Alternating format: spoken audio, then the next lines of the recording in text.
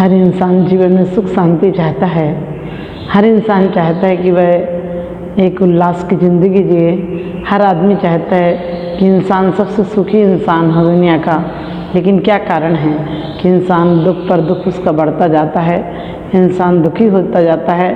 और इसीलिए कभी कभी लोग कहते हैं कि पार्श्वनाथ भगवान हमारे संकट मिटा देंगे, शांतिनाथ भगवान हमें शांति दे देंगे।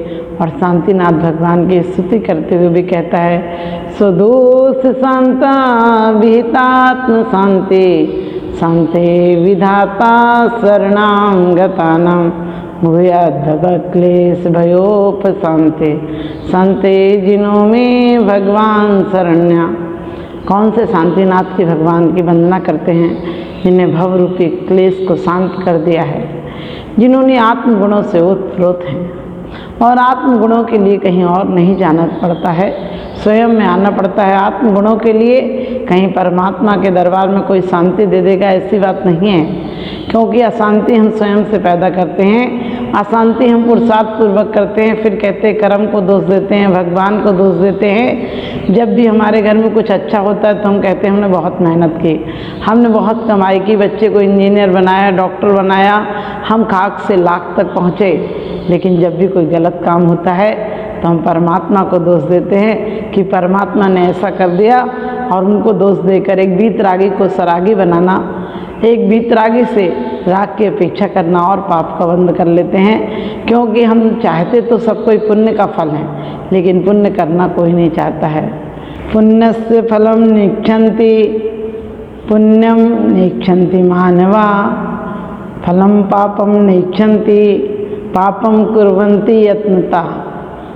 हम चाहते तो हैं पुण्य का फल, लेकिन क्या करते हैं, इंसान पुण्य का फल चाहता है लेकिन पुण्य करना नहीं चाहता है, और पाप का फल नहीं चाहता है, फिर भी यत्नपूर्वक प्रयासपूर्वक पाप को करता है।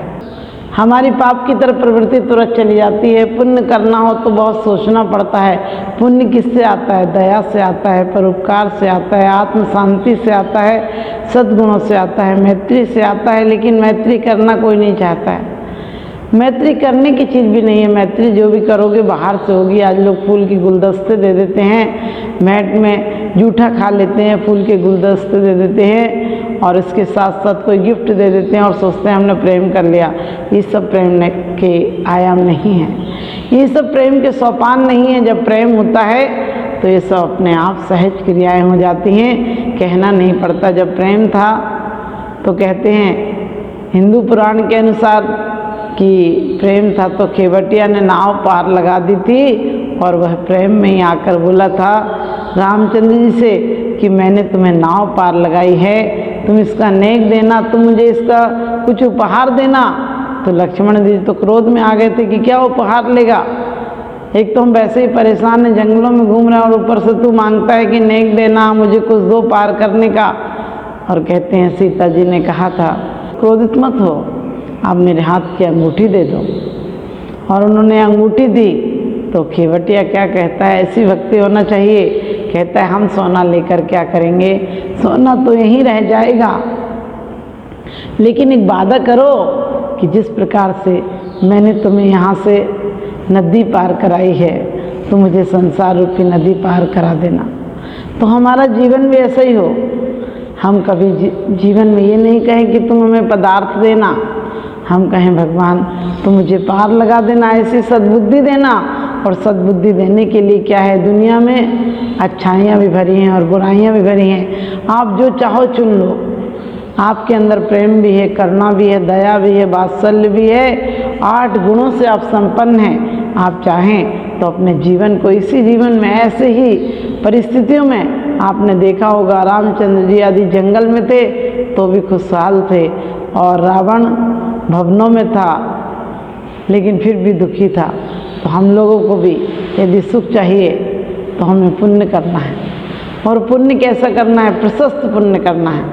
पावन पुरुषार्थ प्रकट होवे, मैं निजानंद में लीन रहूं, तुम आवागमन विमुक्त हुए, मैं पास आपके जातिष्ठों। यदि पाप निरोधन ने संपदा किम प्रयोजनम अतः पाप श्रोषण न संपदा किम प्रयोजनम। यदि तुमने पुण्य का आश्रव किया है तुमने पुण्य का आश्रय किया है तो संपदा छप्पर फाड़ कर आती है। यदि तुमने पुण्य का आश्रय किया है तो जंगल में जाओगे तो मंगल हो जाएगा, मिट्टी को छुओगे सोना हो जाएगा, दुश्मन को देखोगे तो वो दोस्त हो जाएगा, और जंगल में भी तुम्हारे सहायक मिल जाएंगे।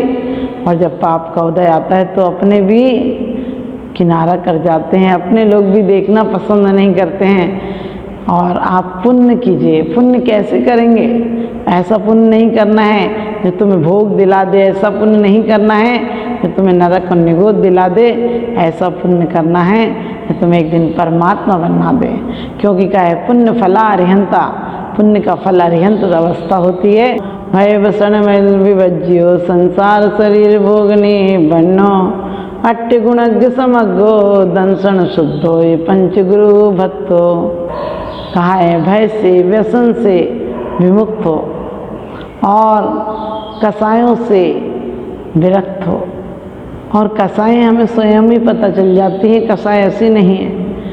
आप देखना, अपनों की उन्नति देखते तो आपको हर्ष होता है, और दूसरों की उन्नति, दूसरों के बच्चों को देखकर आप भले मुंह पर ना कहो लेकिन अंदर अंदर तो जलन महसूस होती है। यही पाप है। क्योंकि जब तक जीव को ये पता नहीं चले कि हर जीव तो हमारा अपना संबंधी था। कुंद कुंद स्वामी महावीर भगवान एक इंद्रिय में भी जीव को देखते हैं, और इंसान यहाँ इंसान में भी इंसान नहीं देख पाता है। इंसान की इंसानियत गुम हो गई कहाँ? साये में आदमी है मगर आदमी कहाँ। वास्तव में आज आदमी के चोले में इंसान शैतान बना हुआ बैठा हुआ है। आदमी ना जाने कब कहाँ प्रलय मचा दे।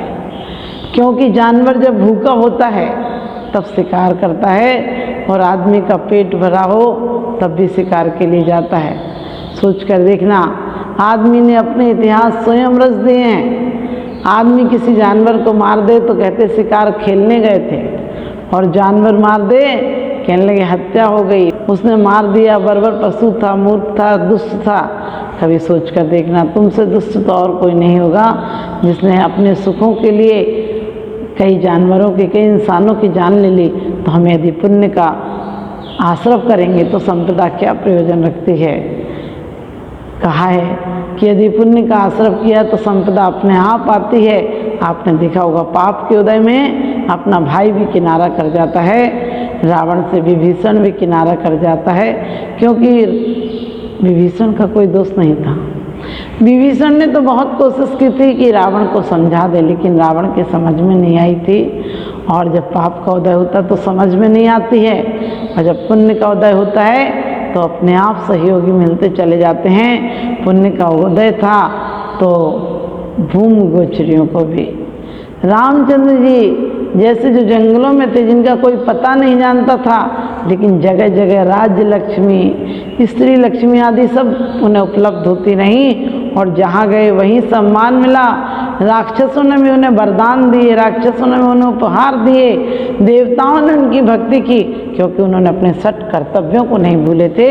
उन्होंने जंगल में रहकर भी देव पूजा, गुरु उपासना, कहीं गए, पहले मंदिर था तो राजा से नहीं मिले, पहले मंदिरों में आराधना और उपासना की, तीनों टाइम की सामयिक की। सोच कर देखना, उसी का परिणाम था कि उन्हें जंगल में भी उनका मंगल होता गया। और जहाँ अहंकार होता है, मानी मानी मर गए, रहा न इनका वंश, और तीनों कौनवे देख लो रावण कौरव कंस। क्योंकि अहंकार बड़ा खतरनाक होता है। अहंकार ही है जो हमारे नवकार को नहीं आने देता है। अहंकार ही है जो हमारे जीवन में पाप और अत्याचार को लाता है। तो हम अहंकार को नहीं लाएंगे, क्योंकि रावण कौरव कंस, रावण को भी समझ में तो आ गया था कि मैं सीता को गलत ले आया, लेकिन क्या करता, अहंकार कहता था रावण तू ऐसे ही सीता को दे देगा तो लोग क्या कहेंगे। हम और आप लोग भी तो, कितने लोग अहंकार के नीचे परेशान होते हैं। आज यहाँ लोग कितने अहंकार के पीछे पागल हैं। लोग सोचते हैं हम कुछ कर जाएं, कुछ क्या कर जाओगे, जो कुछ भी कर जाओगे एक दिन ना कुछ हो जाओगे, एक दिन मिट्टी में मिल जाओगे, खाक की ज़िंदगी तुम्हारी खाक में मिल जाएगी। यदि साख बनाना है तो आदमी बेनाम पैदा होता है, दिगंबर पैदा होता है। आते समय दिगंबर आया, मरते समय चदरिया ओढ़ी, और जीवन भर क्या गया साथ में देख ना पाई आँख में गौड़ी। वास्तव में हमारी आँखें देखकर भी अंधी हो जाती हैं। वो अंधे नहीं थे जो कि जन्मांध अंधे थे, लेकिन यहाँ तो लोग जन्म जन्म से अंधे हैं, पर को अपना मानते आते हैं, पर को अपना बनाते हैं, क्योंकि हमें शांति बाहर नहीं मिलेगी, अपने आप मिलेगी, लेकिन हम दूसरों में शांति खोज रहे हैं। जो स्वयं अशांत हैं वो हमें क्या शांति देंगे? जो स्वयं दुखित हैं, द्रवित हैं, ईर्ष्यालु हैं, वो क्या हमें शांति देंगे? तो रावण के साथ भी ऐसा ही हुआ। मंदोदरी ने कितना समझाया, विभीषण ने कितना समझाया, तुम भी समझ लेना, जब तुम्हारा पाप का उदय हो और कोई समझाता भी है तो तुम्हें दुश्मन लगता है, और जब तुम्हारा पुण्य का उदय हो तो जरा सी घटना भी तुम्हारे उत्थान में कारण बन जाती है। जितने बड़े बड़े राजा महाराजा हुए, देखिए उनके जीवन में कोई घटना हो, या तो बादल फटना हो, बिजली चमकना हो, या किसी एक की मौत देखते थे और उन्हें वैराग हो जाता था। आज का इंसान इतना पत्थर दिल हो गया है कि एक छोड़ हजारों मौत हो जाए, उसके बाद इसको कोई वैराग्य नहीं आता है, उसके जीवन में कोई परिवर्तन नहीं आता है। तो अपने जीवन में इसी क्षण परिवर्तन लाएं, अपने पाप की दिशा को पुण्य की तरफ बदलें, और पुण्य भी प्रशस्त पुण्य हो, कोई आकांक्षा का पुण्य नहीं हो, कोई निदान बंद का पुण्य नहीं हो जो हमें नरक को निगोद ले जाए। क्योंकि पुण्य यदि प्रशस्त हो तो हमें क्रम से ऊपर चढ़ाता जाता है, और पुण्यशाली को तो अपने आप सब कुछ मिलता है। ओजस तेजो विद्या वीर विधेय विभव सना था, महाकुला महर था, मानव तिलका भवंति दर्शन फुता। कह दिया एक बार यदि सम्यक दर्शन हो जाए, और क्या करना है आपने देखा है, पाप में रहोगे, एक एक पाप की सजा समाज और सरकार भी देती है, लेकिन एक एक अणुव्रतों से समाज और सरकार में भी इंसान का उत्थान हो जाता है, इंसान आदर से देखा जाता है। हम अत्याचार नहीं करते हैं, हम कोई पाप ऐसे नहीं करते हैं जो कि लोगों की नज़र में आए। सोचते हैं लोग नज़रों से बच जाएंगे तो शायद पाप से बच जाएंगे किसी की, लेकिन कितना भी किसी की नज़र से बचा कर पाप कर लेना, परमात्मा के हमारे कर्मों के एक्सरे में तो सब कुछ आता है। क्योंकि एक कैमरा तो सिर्फ बाहर की फ़ोटो देखता है, और एक्सरा तो अंदर की फ़ोटो भी देखता है। कर्मों के एक्सरे में प्रति क्षण की घटनाएं आ रही हैं, और प्रत्येक क्षण भी जो भी हमने शुभ और अशुभ कर्म बांधे हैं, जो उसमें रिकॉर्ड हो गया, वह आप कभी बदल नहीं सकते हो। सीता जी को भी भोगना पड़ा, राम को भी भोगना पड़ा, और एक नहीं अनेकों, यहाँ तक कि तीर्थंकरों को भी स्वयं के जो कर्म सुवासु फल निश्चय ही वे देते, करें आप फल दे अन्य तो स्वयं किए निष्फल होते। अपने कर्मों का फल सबको भोगना पड़ता है। तो आप भी अपने कर्मों का फल भोगने के लिए, ये नहीं कि हम कहेंगे जो आज कर लो कल किसने देखा, ऐसी बात नहीं है। आज हम ऐसे कर्म करेंगे जो कल देखने लायक ही इतना सुंदर होगा हमारा कल। तो कभी दूसरों से सुखों की अपेक्षा मत करना। हम चले देवता कहलाने, पर इंसान यहाँ कहला न सके। हम चले देवता कहलाने, देवत्व यहाँ हम पा न सके। हम चले दूसरों को जीतने, पर स्वयं पे जीत पा न सके, स्वयं पे जीत पा न सके। हम अपने आप को जीतें, अपने आप को अपनी क्रियाओं में इतना विवेक रखें कि हमारी क्रियाओं के द्वारा कभी भी पाप नहीं हो, हमारे अणुव्रतों के माध्यम से। क्योंकि एक होता है पाप और एक होता है अपराध। जब समाज की नज़र में आता है तो अपराध होता है, और जब कर्मों की नज़र में आता है तो पाप होता है। अपराधों से हम बच जाते हैं, पाप हम प्रति क्षण करते जा रहे हैं। किसी से ईर्ष्या है, किसी से छल है, किसी से कपट, ये सब हमारे पाप हैं।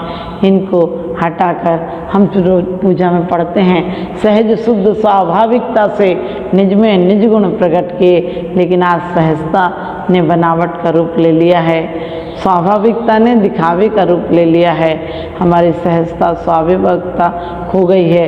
क्योंकि एक युग था जब किसी का पत्र आता था तो हम प्रेम से उसे 10 बार पढ़ते थे। एक पत्र आता था उसका इंतज़ार करते थे, लेकिन हमारे मोबाइलों ने हमें हृदय शून्य बना दिया है। संवेदनाएं खो गई हैं, झूठ का आविष्कार हो गया है, होते कहीं हैं बताते कहीं हैं। तो इन पापों के साधनों से जितना बच सकें बचें, क्योंकि ये पुण्य के साधन भी हो सकते हैं। आप कोई आराधना पाठ सुनते हैं तो पुण्य का साधन है। और यदि आप गलत सीरियल देखते हैं, हत्या और व्यभिचार देखते हैं इसके माध्यम से, तो आपको पाप और अपराध हो सकता है। हम अपने जीवन में पाप और अपराधों को नहीं, अणुव्रतों को और व्यसन मुक्ति को लाएंगे, तो अपने जीवन में हम एक दीपक हैं, अनेकों दीपक जलाएंगे और एक दिन हम भी उस दीपक के द्वारा केवल ज्ञान को पाएंगे। और सिर्फ केवल ज्ञान पाकर नहीं, एक दिन हम सिद्धों की श्रेणी में हमारे नाम ले आएंगे। आप सब भी सिद्धत्व को प्राप्त कर सकें, इन्हीं शुभ भावनाओं के साथ बोलिए आदिनाथ भगवान की जय।